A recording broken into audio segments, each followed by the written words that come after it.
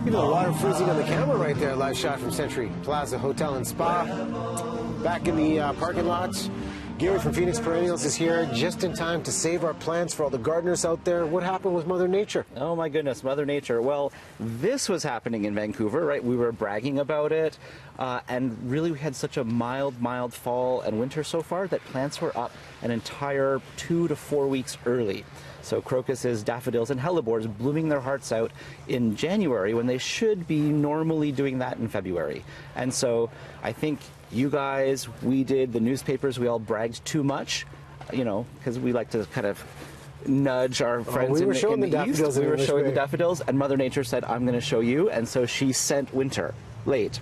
So what do we do for people that love their flowers and their plants and the snow has impacted them now? What are the most resilient plants and how do we protect them?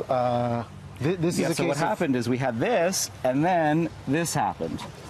And so the thing to remember is the plants are going to be okay.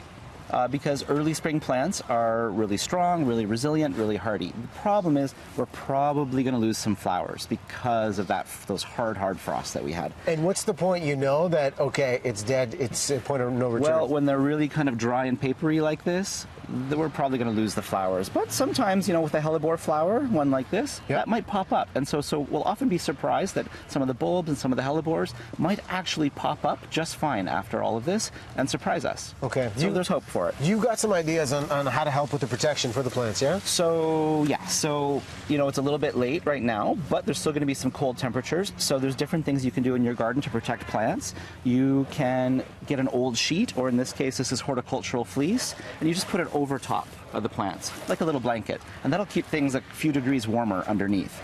You can also take just pots and put them upside down over top of your plants to keep the frost off.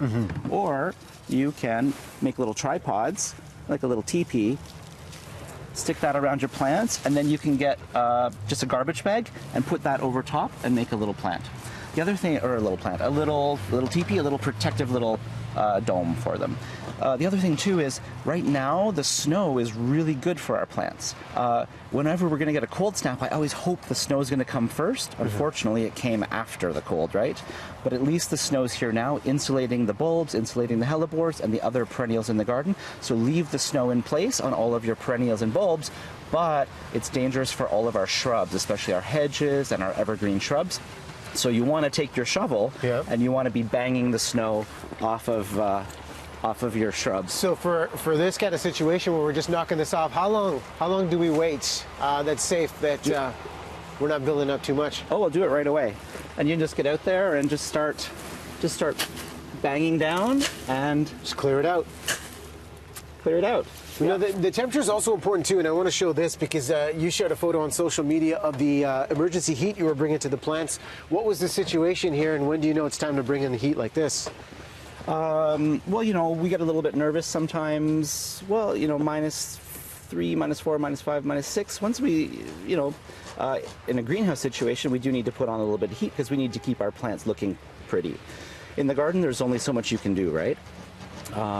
But in the greenhouse, we need to keep the plants looking pretty because people want to buy pretty plants. Yeah, so I was out there at midnight at the nursery with coyotes howling in the background in the woods behind the nursery, like 4 or 5 or 6 of them all howling at once, and in the dark putting on propane in the greenhouses. So dedicated to the cause with the plants. So overall, if people have been panicking about their plants or about their flowers, they will be resilient. And overall, the plants are going to be fine. We're just probably going to lose some flowers this year, but the plants are going to come up just fine. So the bulbs that got hit, you know, the flowers are gone, but you'll find once everything warms up that the new foliage is going to come up just fine, and the plants will live to bloom another day.